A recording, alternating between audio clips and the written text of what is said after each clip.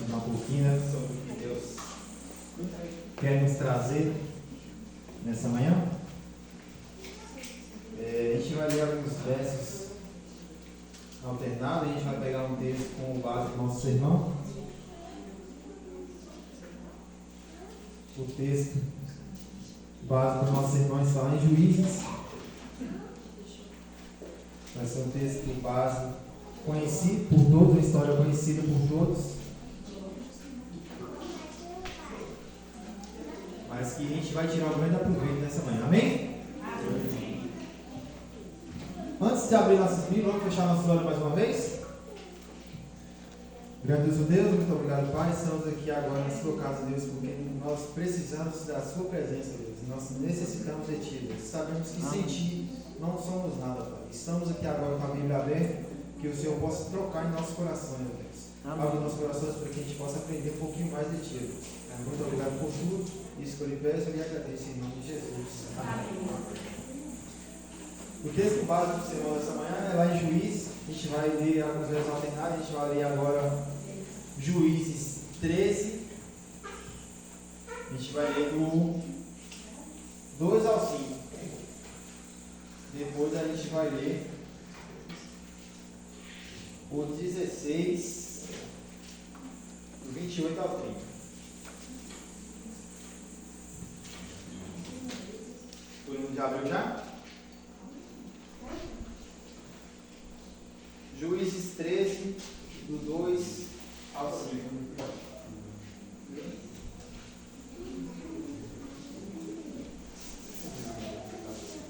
Na minha versão, que é a linguagem de hoje, diz assim: havia um homem chamado Manoá, que era da cidade de Zorá, e pertencia à tribo de Dan. A sua mulher não podia ter filhos. O anjo do Senhor apareceu a ela e disse: você não podia ter filhos, e por isso nunca foi mãe. Mas agora você ficará grávida e terá um filho. Não tome vinho nem cerveja, e nem coma comidas proibidas, porque você ficará grávida e dará luz um filho. Não corte nunca o cabelo dele, pois ele será consagrado a Deus como nasceu.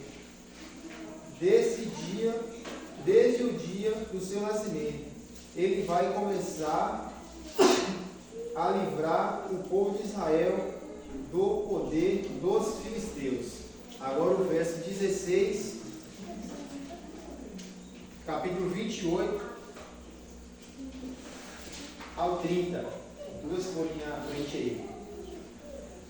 E Sansão orou ao Senhor dizendo: ó Senhor meu Deus, peço que livre de mim, por favor, dá-me força mais uma vez, mais esta vez, deixe que eu, de uma só vez, me vingue dos filisteus por terem furado os meus olhos. Então agarrou as duas colunas no meio que sustentava o templo, com a mão direita numa coluna e a esquerda na outra. Jogou todo o seu peso contra elas e gritou: que morra, que eu morro com os filisteus. Em seguida deu um empurrão com toda a força e o templo caiu sobre os governadores e todas as pessoas. E assim Sansão matou mais gente na sua morte que durante a sua vida. Esse é o nosso texto base, né, da mensagem dessa manhã. Quem era Sansão? E qual era o propósito de Sansão?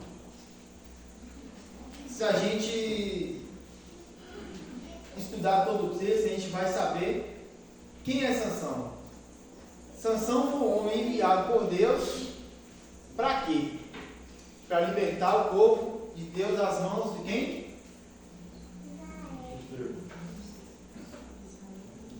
Os filisteus. Mas por que esse povo foi entregue na mão dos filisteus?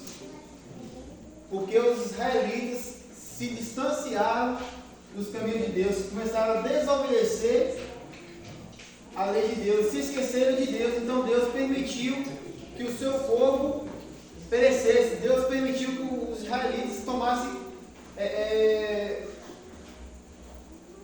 escravizassem o povo de Deus. Deus entregou que de bandeja o seu povo para os israelitas, porque eles se distanciaram dos caminhos de Deus.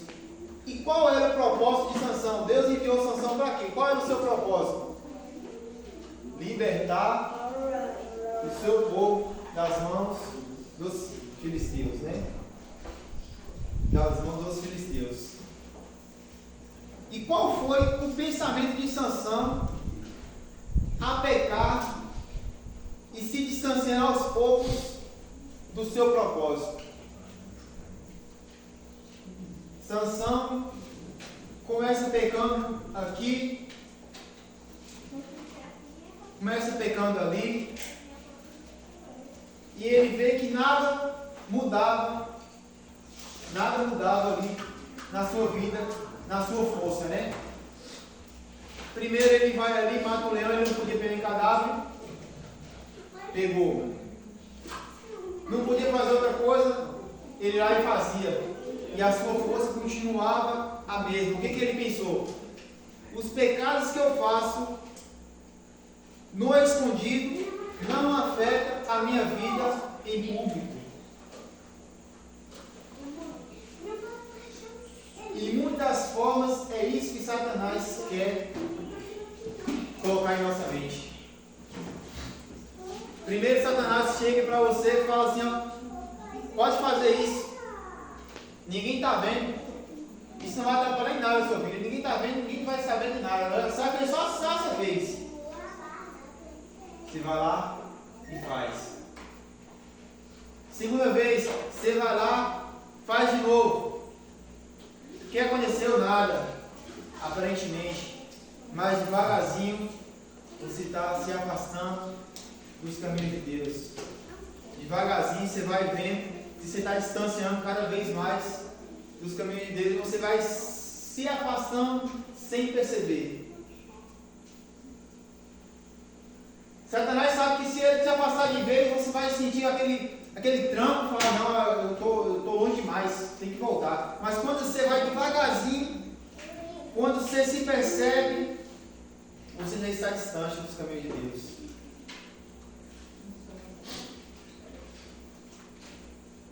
E esse é uma das principais estratégias de Satanás, né? Nos afastar dos caminhos de Deus devagarzinho.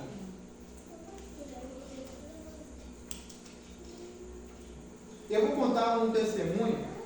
Eu até contei ele aqui já numa pregação de quarta-feira, mas eu vou contar ele de novo nessa manhã.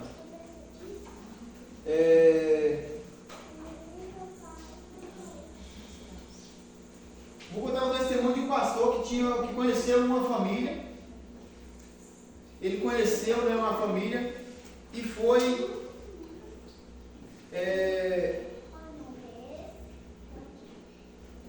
a mãe foi lá apresentar, conheceu esse pastor, e agora essa mãe foi apresentar o pastor para o seu filho. Falou, ô pastor, eu tenho um filho que ele tem um talento muito grande. Ele tem um talento enorme, ele consegue tocar qualquer instrumento criado por homem, ele consegue tocar. Mesmo que ele nunca viu esse instrumento, ele consegue tocar. Aí o pastor ficou encantado, eu quero ver esse menino então. Chegou lá, violão, baixo, piano, tudo que foi criado pela mão do homem, esse rapaz tocava perfeitamente. E esse pastor agora se muda de São Paulo para a Amazônia, conhece um índio lá e conta a respeito desse jovem. Aí o índio, muito inteligente, falou, agora eu quero ver que ele toca um instrumento que eu tenho aqui, chamado folha. Falou, então eu vou levar essa folha para esse jovem, para ele ver se ele consegue tocar. Ele pega, leva esse instrumento, chega lá e apresenta para o jovem, toca esse instrumento aqui. Pois não é que esse jovem vai lá e consegue tocar? consegue, o jovem ainda pergunta, qual música você quer que eu toque nesse instrumento aqui? Canta essa aqui, que essa aqui é difícil. Foi lá e cantou perfeitamente. Todo mundo fica admirado naquele jovem. E esse jovem tinha um primo. Esse primo vai para o Japão, ganha muito dinheiro e volta para o Brasil de novo. Quando esse primo dele volta para o Brasil, chega para ele e fala o seguinte: ô meu primo, você está aí com os crentes, cantando, desperdiçando seu talento aí, mas dinheiro que é bom, né? Nada. Vamos fazer o seguinte: vamos criar uma banda e ganhar muito dinheiro. Depois você volta para a igreja. Depois você tiver seu dinheiro, você pode voltar de novo para cantar para a igreja. Aí ele falou: pô, rapaz, quando é que eu vou fazer isso? Ele pega e vai com esse primo. Chega para a mãe e fala: mãe, eu não vou mais ser crente não. Isso aí não está me dando dinheiro, não está me dando lucro. Eu queria ter um carrinho, eu não tenho condição de ter esse carro. Eu queria dar um carro para vocês, eu não tenho condições. E a igreja não me proporciona isso. Eu e meu primo vamos criar uma banda. E o nome da banda foi Mamonas Assassinas. Eles fez grande sucesso no Brasil todo. Ganharam rios e rios de dinheiro. Dias antes dele ter a sua última viagem, Dinho, né, que é o vocalista, que era o jovem desses testemunhos, chamou o pastor para ir na sua casa. Logo o pastor: vem aqui na minha casa, eu pago até a gasolina para você vir, a gente dá um chequezinho para você não voltar com as mãos batendo.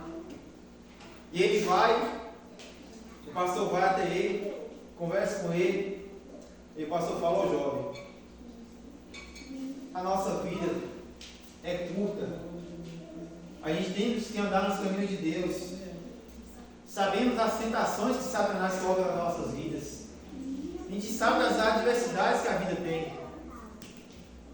Aí Dinho olha para o pastor e fala assim: ó pastor, eu conheço a Bíblia, eu conheço toda a doutrina. Eu sei que a gente tem que andar nos caminhos de Deus, mas eu sou muito jovem ainda. Eu tenho muito dinheiro para conquistar. Quando eu estiver mais velho, tiver conquistado todos os meus bens que eu preciso, ter uma vida estabilizada para a minha família, eu volto para os caminhos de Deus. Porque eu sei que é assim que funciona. Deus não quer saber do meu passado. Eu vou viver minha vida, vou ganhar meu dinheiro. Quando eu estiver mais na velhice, eu volto para os caminhos de Deus e está tudo bem. Deus perdoa meus pecados, a partir de novo está zero. Uma semana depois, nós conhecemos a história. Ele vai viajar, o avião cai. E já sabemos o que acontece, né?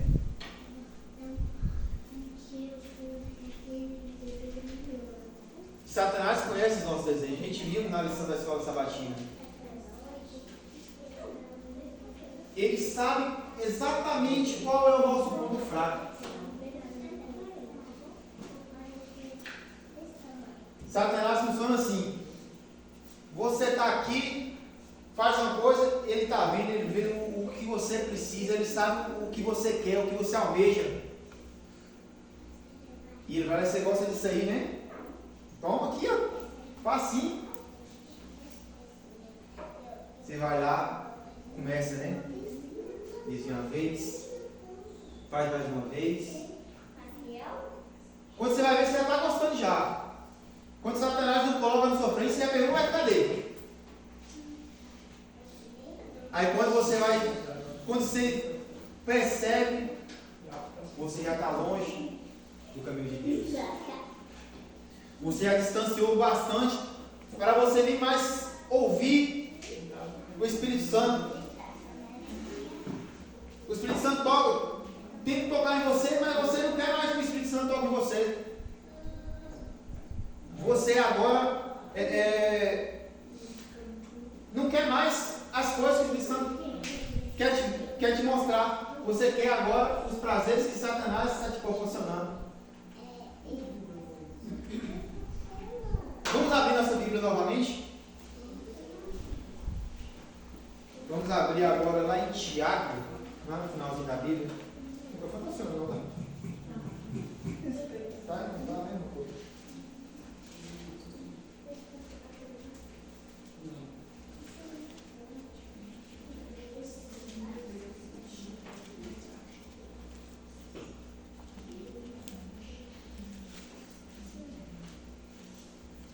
Tiago 1, a gente vai ler 14 e 15. Mas, a minha versão diz assim: mas as pessoas são tentadas quando são atraídas e enganadas pelos seus próprios maus desejos. Presta atenção, pelos seus próprios maus desejos. Então, esses desejos fazem com que o pecado nasça. E o pecado, quando já está maduro, produz a morte. Irmãos, é muito forte isso aqui, viu? Vocês viram aí da onde nasce o pecado? Pelos nossos próprios maus desejos. Os nossos próprios maus desejos produzem o pecado.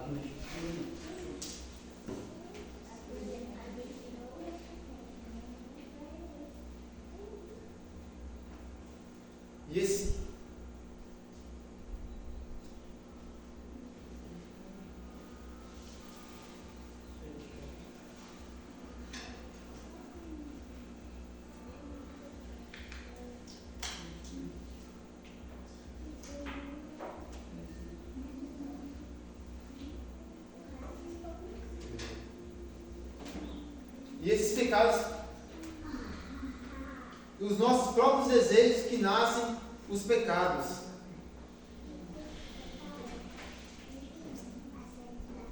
E agora uma coisa a gente tem que ter em mente: existem duas coisas: a tentação e a provação. O que é a tentação? O que é a tentação, irmãos? A tentação é um chamado para o pecado. A tentação é a coisa que te atrai para o pecado.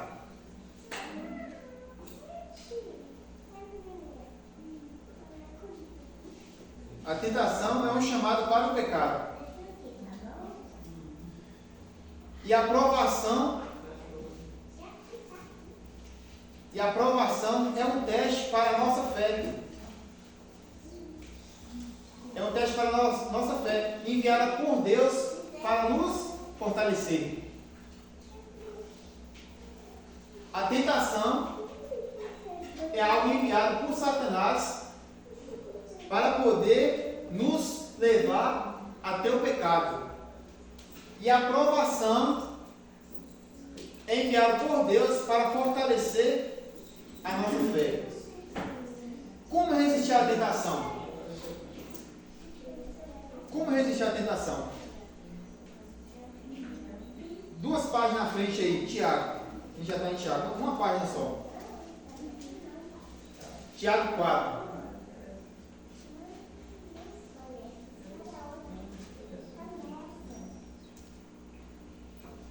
Tiago 4. A gente vai ler do 7 ao 10. Portanto, obedeçam a Deus e enfrentem o diabo, que ele fugirá de vocês. Cheguem perto de Deus, e ele chegará perto de vocês. Lavem as mãos pecadoras, limpem o coração, hipócritas. Fiquem tristes, gritem e chorem. Mude as suas risadas em choro e as suas alegrias em tristeza. Humilhem-se diante de Deus, e Ele os colocará numa posição de honra. Amém? Amém? Deus quer isso, irmãos. Para você vencer as tentações, só tem uma forma: você se aproximando de Deus. Você não consegue resistir às tentações longe de Deus, não. A gente são mésimos pecadores. Com Deus é difícil, imagina ser distante de Deus.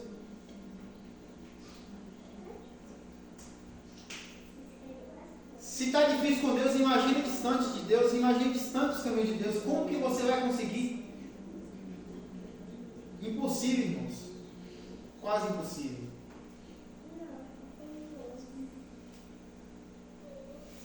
O que Deus quer? Que nós nos aproximamos dele. Deus quer que nós nos aproximamos dele. Nada é impossível para Deus. E nada é impossível para nós. Vou contar um testemunho. Mas é um testemunho. Para mostrar e ver que não é impossível. Vou contar um testemunho agora de outro jovem. Um pastor é enviado no seu primeiro ano de ministério, enviado ele para uma favela. Quero que vocês vão prestar atenção que essa aqui é bem interessante também, viu? É enviado para uma favela. Ele começa ali a frequentar essa igreja num culto de quarta-feira à noite. Quando ele está voltando para sua casa, 2 jovens colocam uma faca nele para roubar ele. Coloca essa faca no pescoço dele ali. E agora ele não tinha nada de valor, ele estava vindo na igreja. A única coisa que ele tinha de valor era um relógio e uma caneta. Numa viela escura, não conseguiu ver ninguém. Eles roubaram essa caneta, roubaram esse relógio dele e subverteu. Não mais ele viu. Uma semana depois começou um programa na igreja de 90 dias de pregação na igreja. Todo dia à noite, durante 90 dias, ia pregar ali naquela igreja. Convidou toda a vizinhança ali e começou no primeiro dia. Ele pregando ali, ele percebe um jovem no fundo da igreja que toda hora estava olhando para ele. A hora que ele olhava para o jovem desviava o olhar, baixava a cabeça e ele continuou pregando. Tudo normal. No final do culto, ele vai para o final da igreja, para a frente da igreja, pegando a mão de todo mundo, pegou na mão desse jovem, segue a vida. No outro dia, ele olha pregando, não vê o jovem. No terceiro dia ele prega, olha, não vê o jovem. Quando no certo dia, no outro dia, agora é dia de visitar todas as pessoas que foram no primeiro dia. Eles anotaram ali seu nome, anotaram seu endereço, e agora eles começam a visitar todas as pessoas que foram no primeiro dia e que não estavam indo mais. Aí ele foi visitar um, visita outro, até chega na casa desse jovem. Esse jovem nem queria receber ele, mas mesmo assim, com muita insistência, recebeu esse pastor. E eles conversam, vai, conversa bem. Quando ele percebe, o jovem vai falar para ele: você não me conheceu, não? Ele: não, de quê? Dias atrás, eu coloquei uma faca no seu pescoço para te assaltar. Roubei o seu relógio, roubei o seu óleo. Você não me conheceu naquele dia que você estava pregando lá no primeiro dia do sermão lá. Você estava só me olhando, você não percebeu, não? Você não me conheceu, não? Aí o pastor fala assim: não, não conheci você, porque o dia lá estava meio escuro, não deu para me te conhecer. Mas agora eu quero meu relógio. Eu quero que você devolva. Você está assumindo que você roubou. Eu quero meu relógio de volta e a caneta. Ele falou: o pastor, é o seguinte, não tem mais não. Eu vendi seu relógio, vendi sua caneta para mim poder usar drogas. Eu sou usuário de drogas. E eu vendi para mim poder usar minhas drogas. A pastor fala: mas agora você assumiu, agora eu não vou ficar com esse dinheiro perdido não.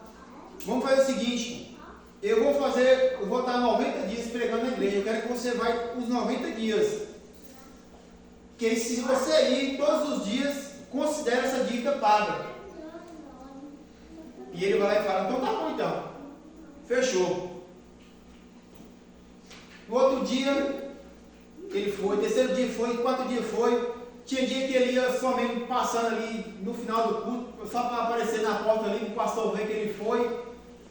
ia embora, tinha hora que ia só ali para mexer com as meninas da igreja, ia embora, mas estava indo.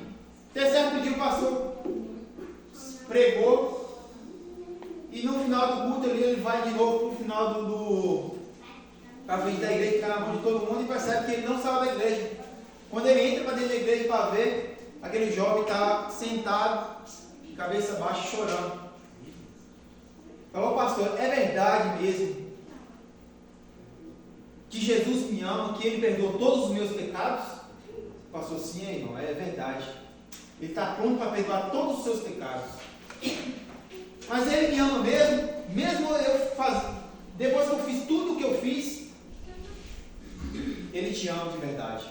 Independente do que você fez, Ele te ama. Esse jovem fica feliz, vai para casa sabendo que agora Jesus o perdoou, que Jesus ama ele, mas sabemos que a droga não é fácil, né? Ele ficou alguns dias sem usar, mas de novo vem aquela vontade. E um dia o pastor estava pregando e ele não foi. O segundo dia estava pregando, não foi. Aí quando no final do culto a mãe dele, daquele jovem, vai até o pastor, fala, ô pastor, o Jorge precisa muito de você, vai lá em casa. Vai até lá em casa. O pastor foi. Quando chegou lá, Jorge estava acorrentado. Chega, estava babando de tanta vontade de usar droga. Falou, pastor, eu não aguento mais. Eu estou coçando aqui para poder usar droga, eu não sei como eu resistir mais. O pastor faz oração para ele ali, conversa com ele e fala, pastor, eu vou te contar como tudo aconteceu, como eu fui parar nessa vida. Minha mãe era prostituta, ela morava no cabaré. Ela morava lá. Ela me teve e não sabia quem é o pai.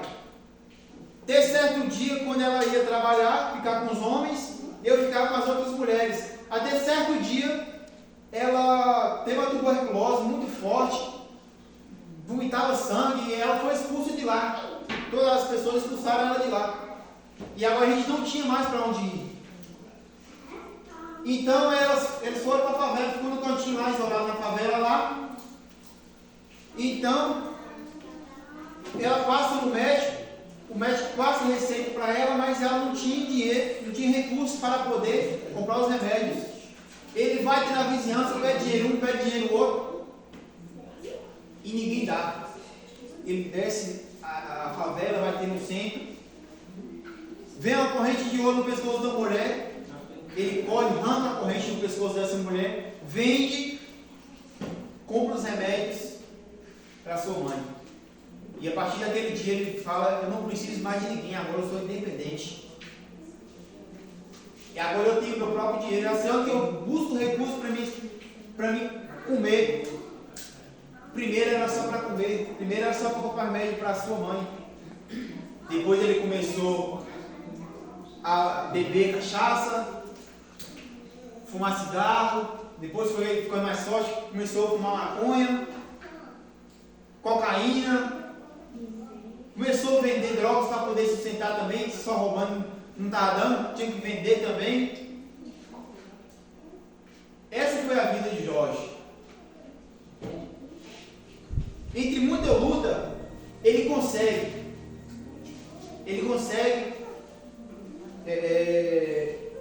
se entregar completamente a Deus. Agora, com muito tempo, ele ali com o pastor em todos os cultos, nos dias que ele estava com ansiedade, querendo usar droga, ele pedia a mãe para se aguentar. E então, ele se liberta. Ficando alguns anos, frequentando a igreja, se liberta das drogas. Graças a Deus, ele foi batizado. Amém? Ele foi batizado. E agora esse pastor recebe um convite para mudar de país, né? Sabe, a gente sabe que o pastor não fica num lugar só. Agora ele foi convidado para ir para outro país. Na saída ali, o pastor fala que a única pessoa que despediu dele foi o Jorge. que o pastor não sabia que aquela seria a última vez que viria o Jorge. Ele se despede ali, foi para outro país, um ano. Ele recebe a ligação do pastor daquela igreja: pastor, o seu amigo Jorge morreu. O pastor, emocionado: o que aconteceu com o Jorge? Pastor, a gente estava no culto de sábado. Na saída da igreja, todo mundo ali pegando a mão ali, saindo da igreja, vem 3 homens com a faca e mata Jorge a facadas, dá 7 facadas de Jorge na frente da igreja. Ex-capangas, nenhuma queima de arquivo ali com medo que Jorge talvez falar algum segredo para outras pessoas, para a polícia. Uma queima de arquivo, seus próprios companheiros deram 7 facadas nele. Ainda convida, pastor, a gente pega ele, coloca no carro e vai em direção ao hospital, mas no meio do caminho ele fala as últimas palavras: eu falo para o pastor que eu quero ver ele no céu. Quando chega no hospital, ele já tinha morrido. Deus conseguiu, irmãos, transformar a vida de Jorge. Um usuário de drogas, um ladrão, estrupador. Jorge foi o mais fundo abismo e Deus o resgatou. A gente não sabe, eu não sei qual é o seu problema, eu não sei o problema de um, o seu problema do outro. Uma coisa eu sei: Satanás está 24 horas ao nosso lado, tentando nos afastar dos caminhos de Deus. Mas Deus está te chamando. Deus está te chamando hoje. Assim como o Jorge, que foi liberto. Deus está nos chamando hoje, nessa manhã.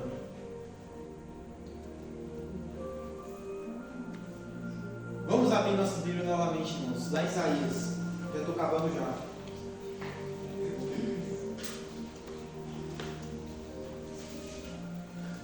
A gente vai ler Isaías 1.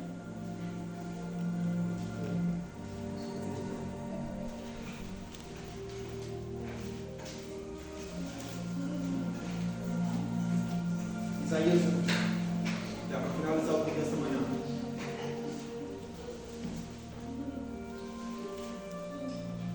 Isaías 1, a gente vai ler o verso 18. Eu abri a Bíblia. Isaías 1,18 diz assim: o Senhor Deus diz: venha cá, vamos discutir este assunto. Os seus pecados os deixarão manchados de vermelho, manchado como vermelho de vermelho escuro. Mas eu os lavarei, e vocês ficarão brancos como a neve, brancos como a lã. Amém. Não importa, irmãos, o quão distante a gente foi, não importa o quão a gente está aprofundado na lama. Assim como o Jorge, Deus lavou ele. Estava vermelho de sangue, da cor de sangue, de tanto pecado. Mas Deus lavou e deixou ele branco como a neve. E Ele está pronto para nos lavar o nosso coração também hoje. Lavar os nossos pecados. Deixar a gente branco como a neve. Branco como a lã.